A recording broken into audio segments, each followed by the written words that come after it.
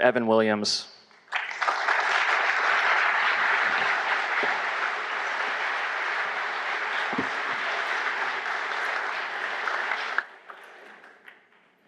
Hi, friends. I want to talk to you today about the internet. Just generally, because I think I've figured it out.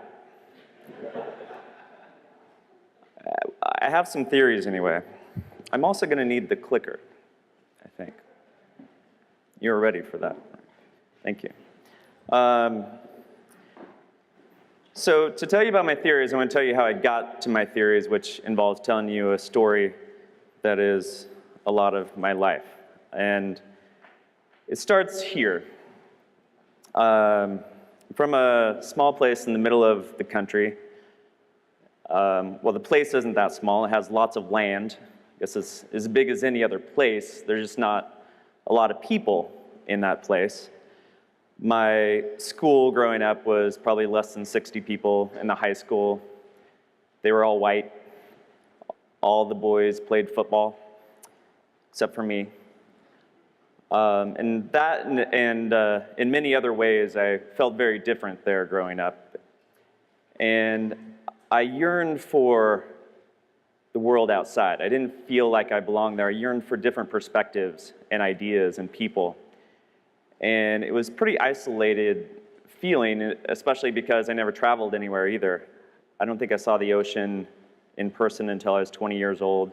I didn't leave the United States until I was 29. But there was one way I discovered growing up in that small town, literally in the middle of the cornfields. I discovered a technology that could take me out of there for periods of time. It was a combination of a form of time travel and mind reading that allowed me to tap the knowledge and ideas of people who were much wiser than anyone I thought was around me and learn amazing things. Of course, this technology was books. Now, I wasn't that into the books assigned in school. I thought they were mostly kind of made-up stories that I didn't see the point of, or facts that weren't particularly useful. But at the library, I could find cool books. Books that would teach me how to do things like juggle. I checked out a book about juggling, and I went home and I learned how to juggle. And I'm not very good at juggling, but it impressed my friends, and I learned it from a book. And I thought, aha, this is power. And I read other books that were cool, like a Benjamin Franklin biography, this amazing inventor and publisher and idea man. And I remember when I read my first business book. I was 15 or 16, and I bought a book, actually, about how to make money in real estate. Because that seemed like a reasonable thing to do for a 16-year-old in rural Nebraska with no money. And but the amazing thing was, when I was reading that book, I just had this epiphany, and I realized years of experience and knowledge had gone into this little device in my hand, and I could read that in a few hours and gain the benefits of that experience and knowledge. And I thought, that's incredibly powerful. Why aren't people reading books all the time? What else might I learn? And so that was cool, and I guess I enjoyed all kinds of media that would give me a glimpse of the outside world. And though there were only 3 channels on the television, magazines were cool. Because magazines could give me real-time information about things happening in other parts of the country, you know, where there were cool people. And the coolest people to me were people with BMX bikes and skateboards. And those guys that did tricks, and I was obsessed over that stuff and tried to emulate it back on the farm. And I couldn't afford the bikes or the skateboards. I tried to make my own. But that was harder to learn than juggling from reading about it. So I moved on. But later, I always kept this love of magazines and books. And a few years later, I walked into the bookstore in the mall, and I was looking around where the computer magazines were, and there's this new one that I'd never seen before. And it was different than the others. and had these bright colors. And it didn't have computers on the cover, it had people on the cover. And I took that home and I read it, and it was fascinating. And of course, that was Wired magazine. In fact, it was the second ever issue of Wired magazine.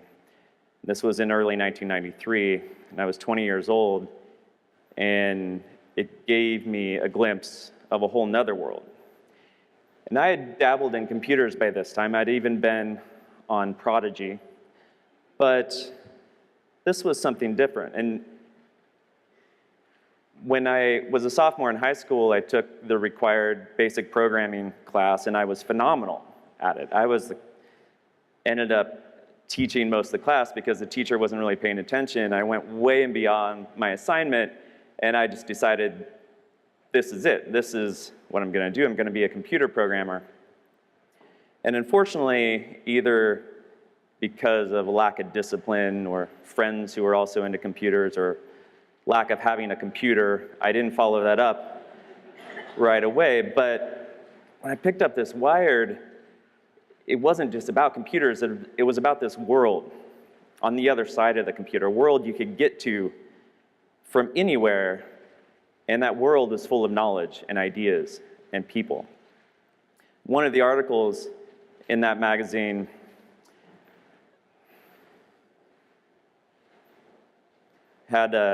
was about this guy named Dave Hughes who was working on wiring up the internet.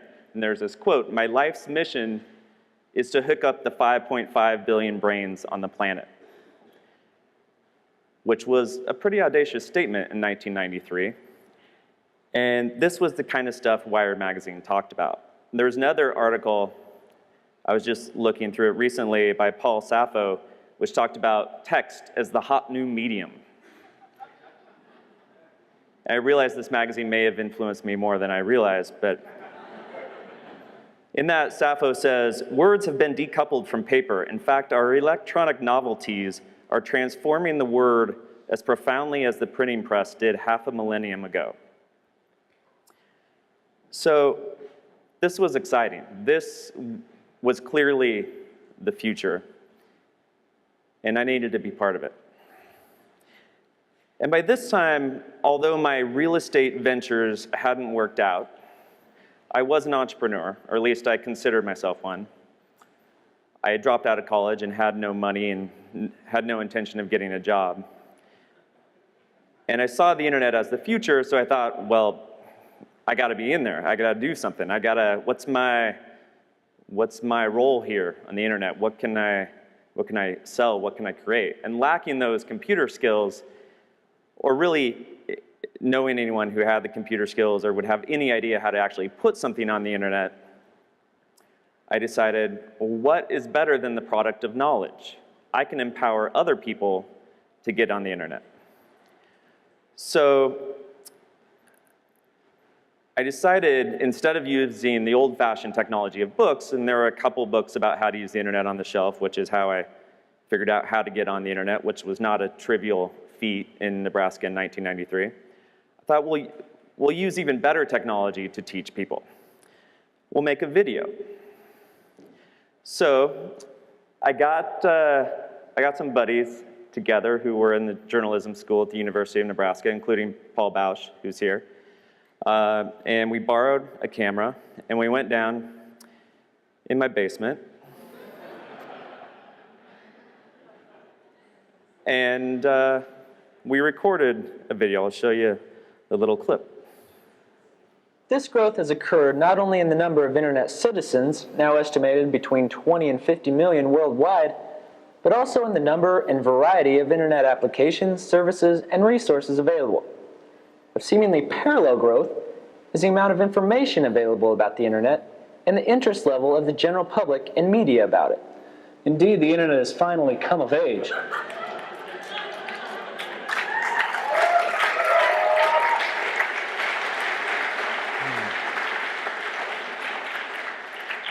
So that was 20 years ago. I basically lived in fear for a decade that this would hit the internet. And I got an email from Andy Baio a few years ago.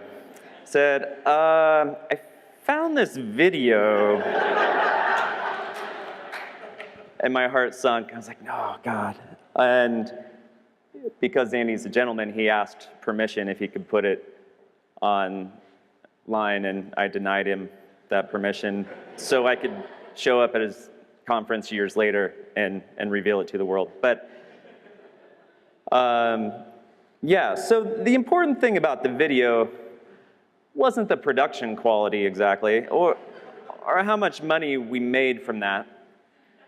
The important thing that this launched me into being an internet entrepreneur, which I've been ever since.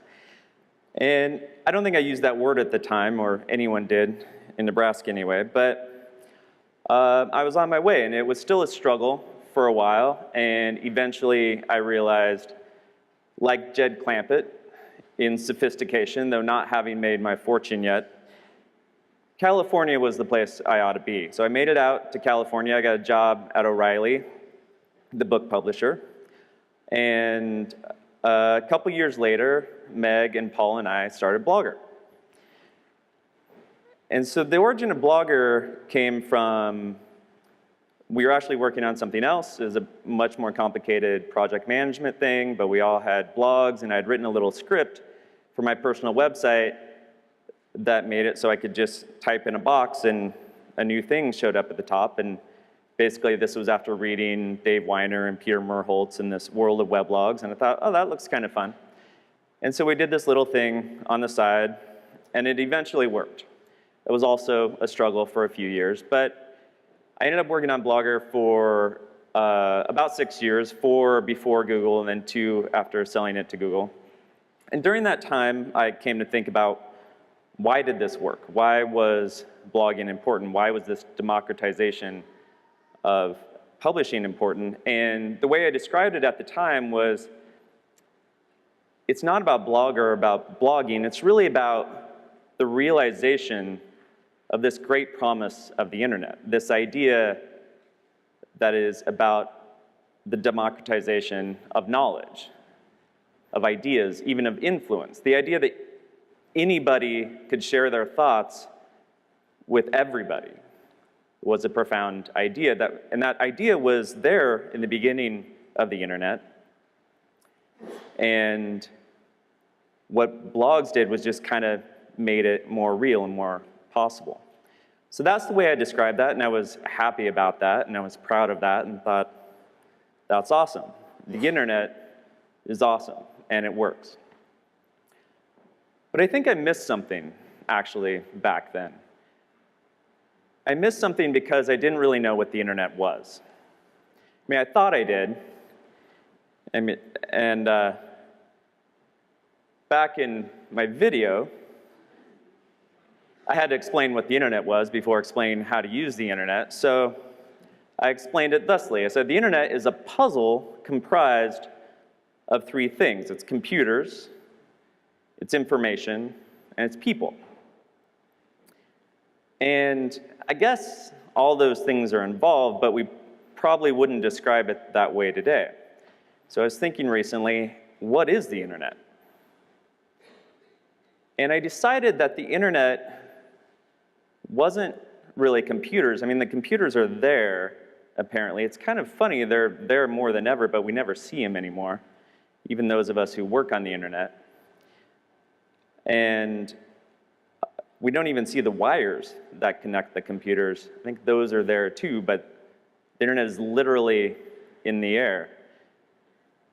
And information, of course, it's all about information, but it's not. That's such a quaint and static word. That doesn't describe the stuff of the internet. And even people, when we talk about people on the internet, it's much different than when we talked about people on the internet back then, because then there used to be people on the internet and then people who weren't. And generally the people you knew in real life weren't on the internet, and there's the virtual communities of people out there on the internet.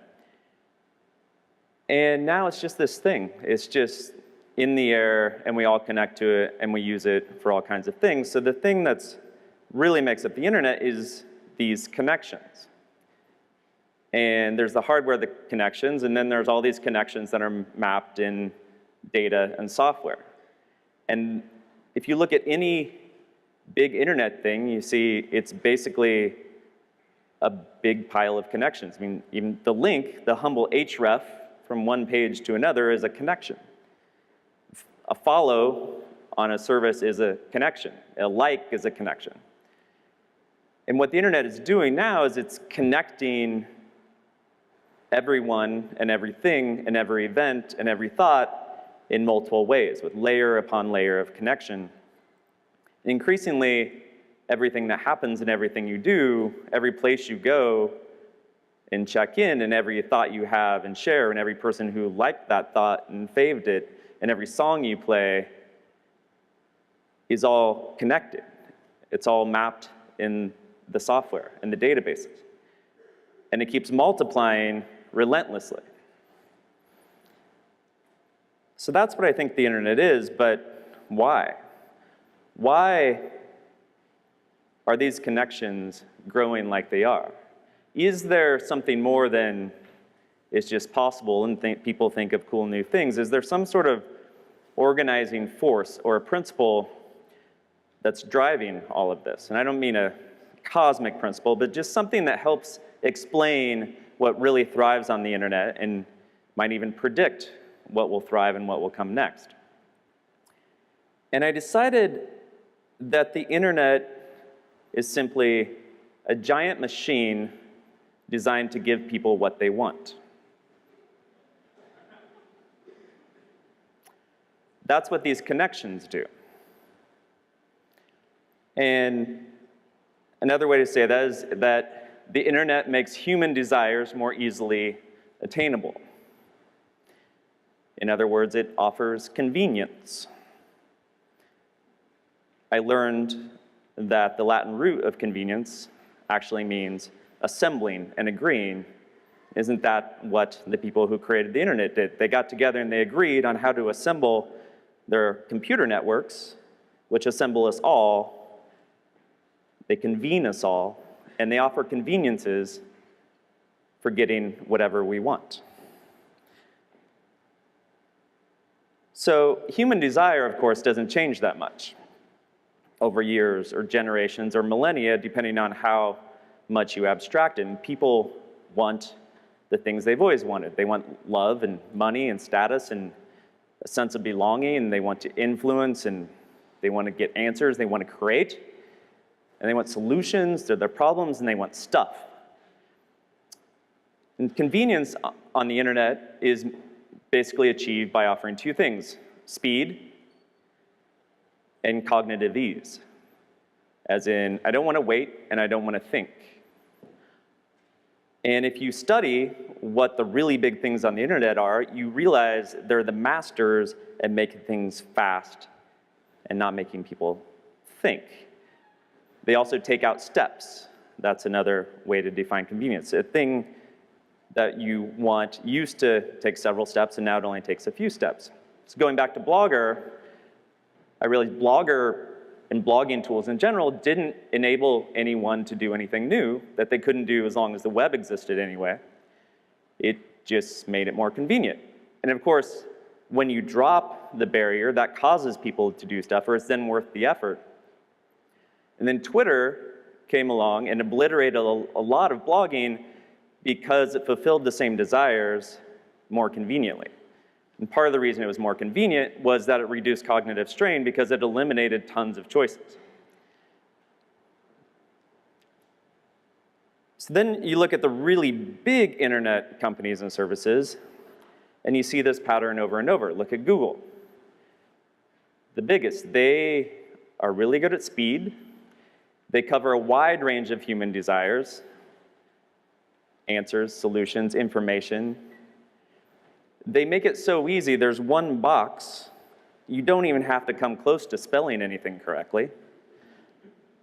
And it's amazing. It's fast, reliable. They always have the answer. Fast, and you don't have to think about it. Look at Facebook. Why is Facebook successful? They cover a huge part of our human desires, all those involving connecting with other people. The sense of belonging, the influence, the recognition, the validation. And they do that more conveniently than anyone else because they've connected all the people in the world who are online. Amazon are just masters of speed and convenience. You look at everything they do, from the famous one-click to the huge selection, the low prices, Amazon Prime, free shipping. It's all about making things faster and more convenient. Even Apple, lauded for their great design, they make very pretty things, but they also take out a lot of steps. They don't make you think, and they make it fast. They realize the importance of convenience so much, they licensed that one-click patent from Amazon so they could put it in iTunes so you wouldn't have to take another step to buy a song, and they ruthlessly negotiated with the record companies so every song would be 99 cents, so you didn't have to think, should I buy this song or that song? In fact, they were so successful with making purchasing music convenient that a lot of people started purchasing music who had previously considered it free, but that was too much of a pain. So here's the formula if you want to build a billion-dollar internet company, because I know that's what people come to XOXO to learn.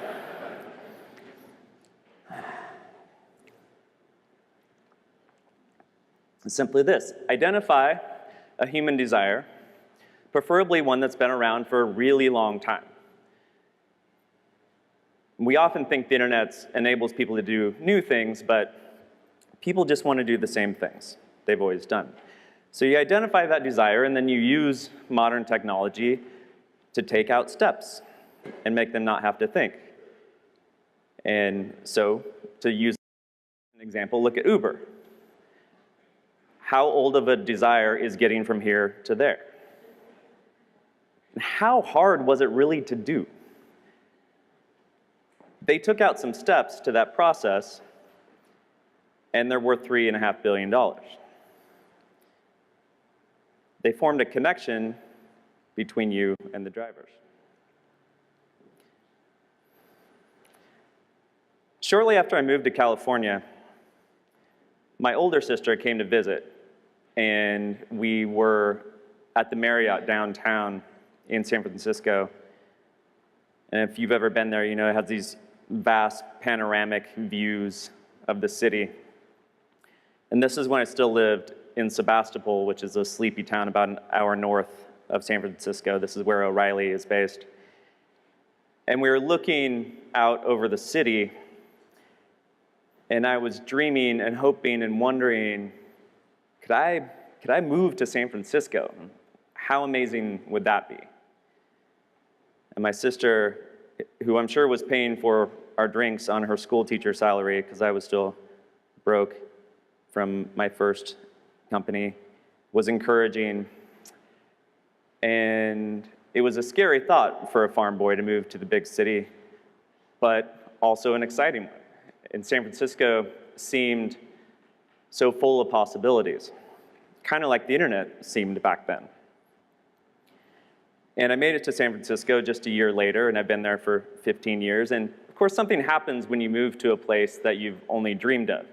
It's human nature that the exciting becomes routine, and you just get used to things. And maybe you fail to notice the amazing things, but you still notice the annoying things. And it may even go from routine to mundane. And it's possible to feel that way about the internet today. It's harder when you're at XOXO to feel that way about the internet, but in our daily life, it may seem that way, especially if you accept my premise that it just makes things easier. If you accept the premise that the information superhighway it just led to a convenience store, it seems kind of mundane. It may even seem depressing. So I thought about this and wondered, well, is that true? And if so, how should we feel about this? And I decided to a certain extent, it's true that the internet is not what I thought it was 20 years ago when I started working on it. It may not be what you thought it was. I decided it's not a utopian world. It's simply like a lot of other technologies. a lot of other major technological revolutions that have taken place in the history of the world. For example, agriculture. Agriculture was obviously a tremendous invention. It made life better. It not only got people fed, it freed them up to do many more things, to create art and invent things, conquer other lands, what have you. So that was tremendously valuable, and it moved us forward, and it helped us evolve. Of course, the technology of agriculture taken to an extreme, where we have industrialized farms with little regard for the environment or animals or nourishment, purely in the pursuit of profit, or you look at a country full of people that have had such convenient access to calories that they're addicted and obese and sick. You think, well, maybe convenience can be taken too far. There's certainly lots of examples with agriculture, with the Industrial Revolution, of the inconvenient consequences of convenience. So what might that mean for the internet? Well, I don't think it means that the convenience is bad. I love Uber, I love Google, I love Amazon. I love that all these things do free me up to do other things. I don't have to worry about lots of stuff. I love that those things are possible, but the convenience is only bad if we miss the point. If we miss that it's about nourishment and freeing people up and doing better and better things, and if we only focus on the clicks and the connections and the retweets and the likes for the sake of more and more connections. And I think that's easy to do if you come from a time when it seemed like anything that would be successful on the internet would be a good thing, because the internet seemed like it had a bias toward good. So the way I think about it now is, just as there is still great artisanal, healthy, amazing food choices despite the industrialization of agriculture, there is the potential and reality of amazing, positive, good things coming from the internet, even though its driving force is convenience, because humans don't only have mundane desires, they have amazing desires. They have desires to make art and music and funny card games. And they have a desire to help people and to do science. And the internet makes all these things more possible too. And you look at Kickstarter and change.org and Etsy, and all these things are even using the power of the internet to make it possible for people and individuals to compete against the conveniences that have been offered by mass manufacturing and capitalism. So if we don't lose the point, that's a very good thing. And the internet is still awesome. And after 20 years in cyberspace, today I think it is mundane because it's ubiquitous, but it's also powerful and now real, unlike it was back then, because it's ubiquitous. So let's go make it worthwhile.